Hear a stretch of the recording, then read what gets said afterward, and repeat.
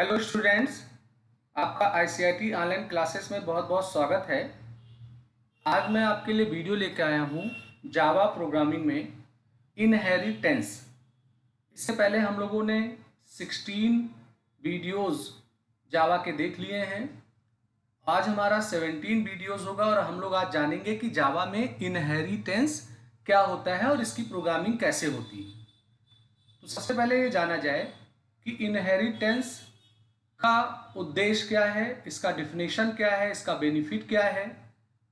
तो देखिए, अगर आप किसी ऐसे कंप्यूटर प्रोग्रामिंग लैंग्वेज में काम कर रहे होते हैं जो ऑब्जेक्ट ओरिएंटेड प्रोग्रामिंग के अंतर्गत आता है, तो उसमें इनहेरिटेंस एक बहुत ही महत्वपूर्ण टॉपिक होता है और हर ऊप्स लैंग्वेज में ये पाया जाता है। इनहेरिटेंस का यूज यही है कि अगर आपने कोई क्लास बना रखा है, उस क्लास के अंदर आपके बहुत सारे डेटा मेंबर हैं, बहुत सारे मेथड हैं और आपने एक दूसरा क्लास बनाया हुआ है। तो अगर आप प्लान कर रहे हैं कि पहले वाले क्लास के फीचर्स को हम दूसरे में यूज कर लें, जिससे उस पहले वाले की कोडिंग हमें दूसरे में ना करनी पड़े, एक रीयूजबिलिटी आ जाए, तो ये परमिशन आपको उस लैंग्वेज में मिलता है और इस क्रिया को बोलते हैं inheritance. Inheritance is an important pillar of OOPS. It is the mechanism in Java by which one class is allowed to inherit the features of another class. तो जैसा मैंने बताया कि OOPS प्रोग्रामिंग लैंग्वेज का इनहेरिटेंस एक महत्वपूर्ण pillar होता है। ये एक तरीका है जिसमें हम एक क्लास को दूसरे क्लास से इनहेरिट कर लेते हैं और उसके फीचर्स को हम दूसरे में प्रयोग कर लेते हैं। Inheritance in Java is a mechanism in which one object acquire all the property and behaviour of a parent object.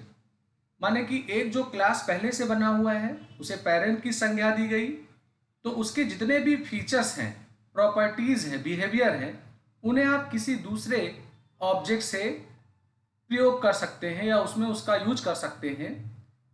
और ये बहुत ही महत्वपूर्ण हिस्सा होता है OOPS प्रोग्रामिंग लैंग्वेज का। The idea behind inheritance in Java is that you can create new class that are built upon existing classes.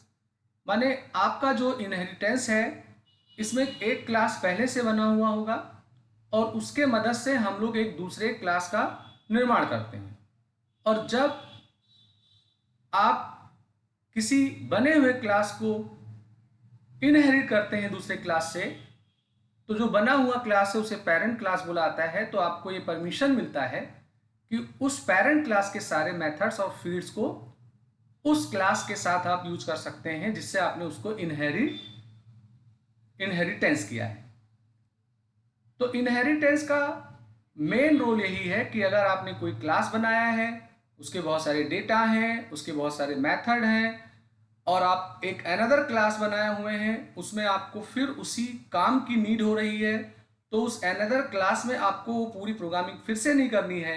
आप उस पुराने वाले क्लास को नए वाले क्लास से इनहेरिट कर सकते हैं, जिससे रीयूजबिलिटी इसमें आ जाती है।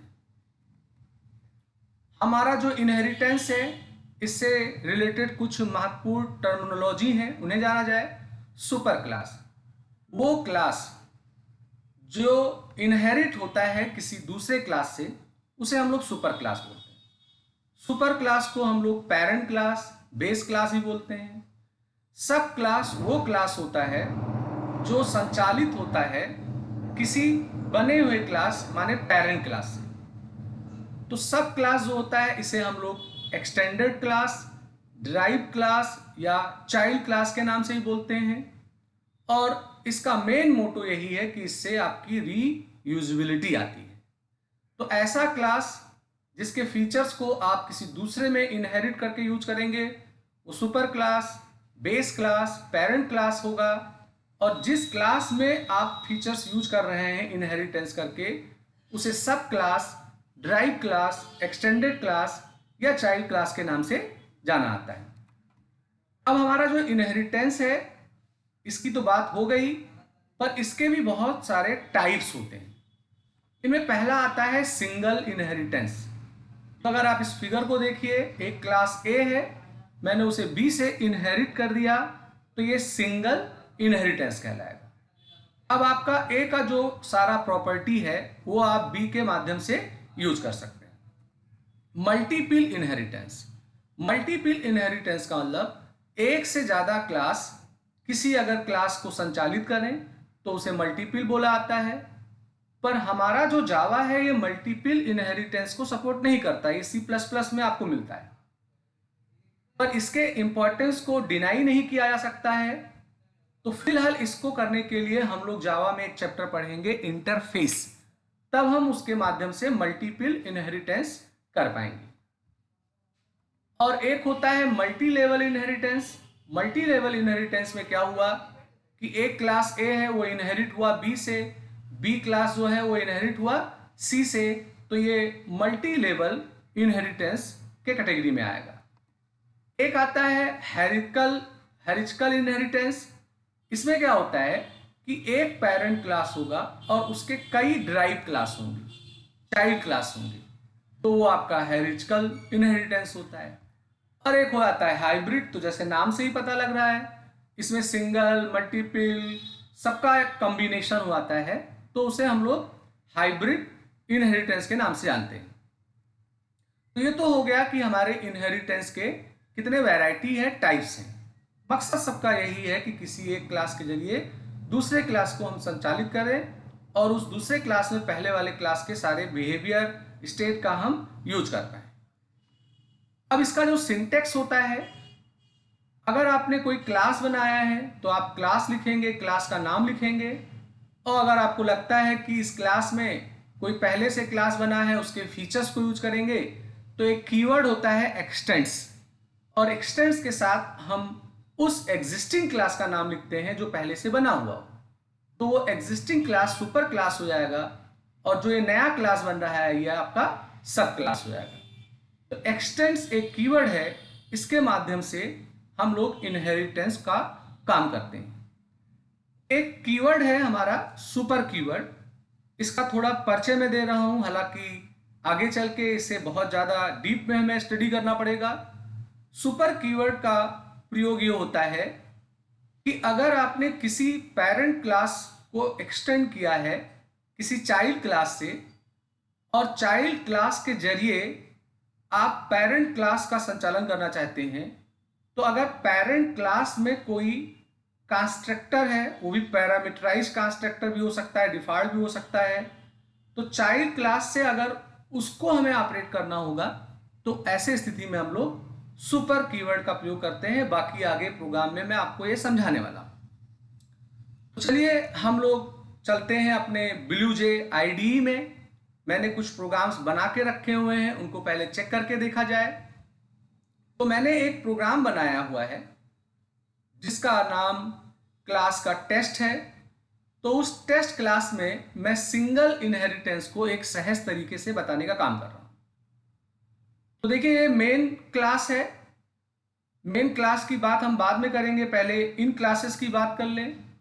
तो मैंने एक पेरेंट क्लास बनाया है, उसमें डिस्प्ले नाम का मेथड है, और मैंने यहां पर एक सिंपल मैसेज प्रिंट कराया है पेरेंट क्लास। अब एक दूसरा क्लास मैंने चाइल्ड बनाया है और एक्सटेंड्स कीवर्ड के जरिए पेरेंट को मैंने इससे इनहेरिटेंस कर दिया है, और इसमें भी एक मेथड मैंने बनाया है, एक मैसेज प्रिंट कराया है चाइल्ड क्लास। तो ये पेरेंट जो है ये सुपर क्लास हो गया और चाइल्ड जो हो गया ये सब क्लास हो गया। तो अब आपको ये अनुमति मिलती है कि आप चाइल्ड क्लास के माध्यम से पेरेंट क्लास के मेथड या सारे प्रॉपर्टी का आप यूज कर सकते हैं। अब अगर आप मेन मेथड को देखें तो यहां मैंने चाइल्ड वाले क्लास का ऑब्जेक्ट बनाया है, और मैं चाइल्ड वाले क्लास के माध्यम से पेरेंट के अंदर जो मेथड था डिस्प्ले में उसको कॉल कर रहा हूं। और ये इसलिए कॉल कर पा रहा हूं क्योंकि चाइल्ड जो है वो पेरेंट से इनहेरिटेंस है, तो आपको अनुमति मिलती है कि आप पेरेंट के सारे मेथड डेटा का प्रयोग चाइल्ड के ऑब्जेक्ट के माध्यम से कर सकते हैं। और फिर मैंने इस C1 ऑब्जेक्ट के माध्यम से डिस्प्ले 1 वाले मेथड को कॉल किया है। तो होएगा क्या कि एक पहले मैसेज पेरेंट क्लास आएगा और एक दूसरा आएगा चाइल्ड क्लास। मैंने यहाँ पेरेंट का कोई ऑब्जेक्ट नहीं बनाया है, मैं चाइल्ड के माध्यम से पेरेंट और चाइल्ड दोनों को ऑपरेट कर रहा हूं। तो अगर इसका मैं आउटपुट देखूं तो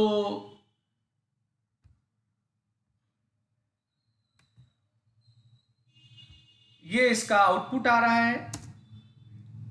तो इस आउटपुट में अगर आप देखें तो पेरेंट क्लास और फिर आ गया चाइल्ड क्लास आ गया। तो चाइल्ड क्लास के मदद से हम पेरेंट क्लास को हैंडल कर रहे हैं। तो ये तो एक सिंपल प्रोग्राम था। अब मैंने एक प्रोग्राम और बना रखा है जिसमें मैं थोड़ा और इसे जटिल तरीके से एक्सप्लेन कर रहा हूं, समझिएगा।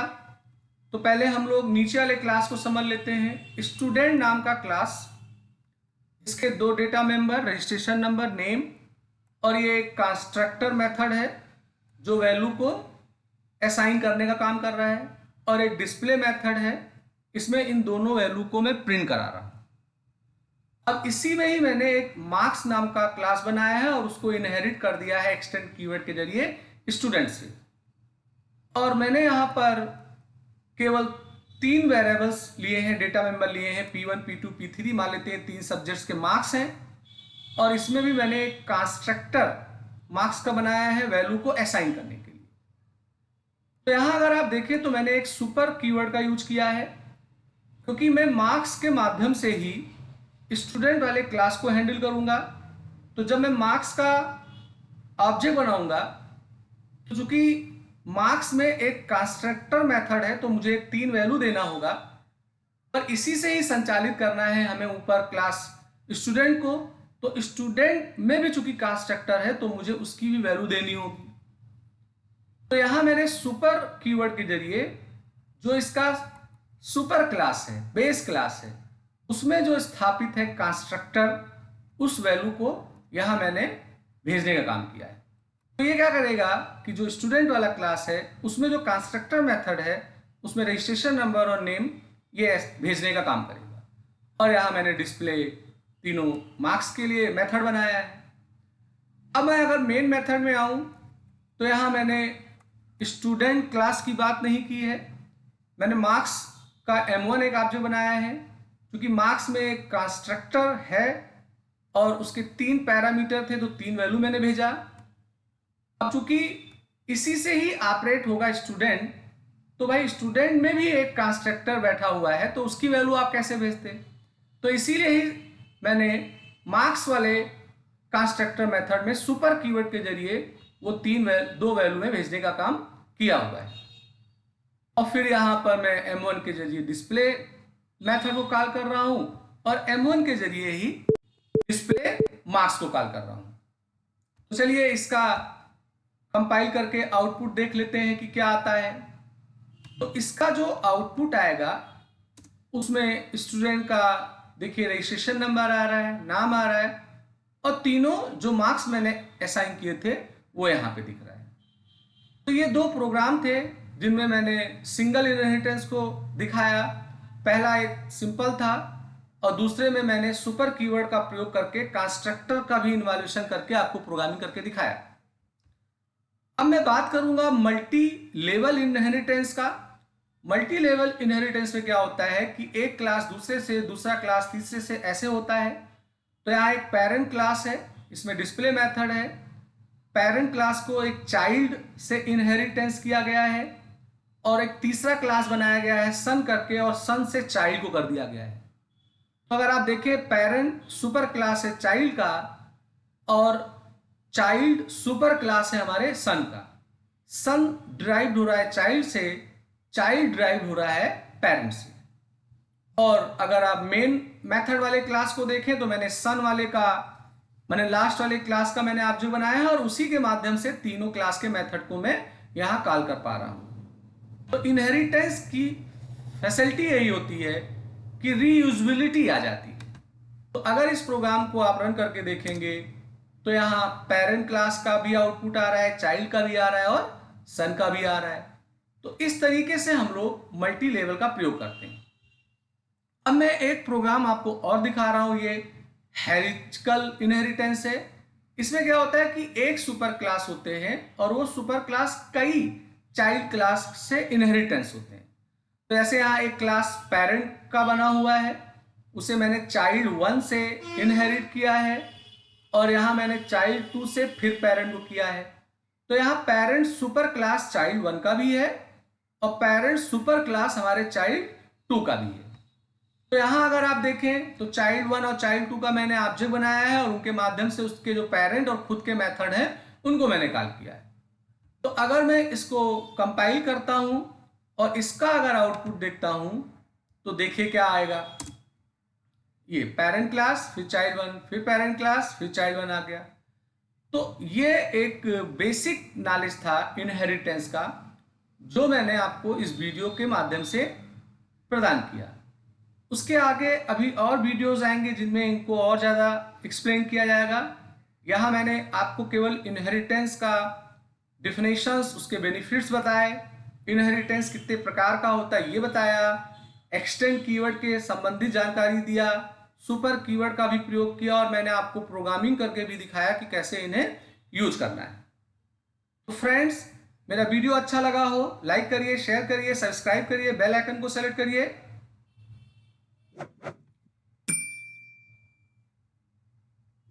जिससे मैं नया वीडियो बनाऊं तो आपको उसका अलर्ट तुरंत मिल जाए। तो आज का वीडियो मैं यहीं समाप्त करता हूं। आपका दिन शुभ हो।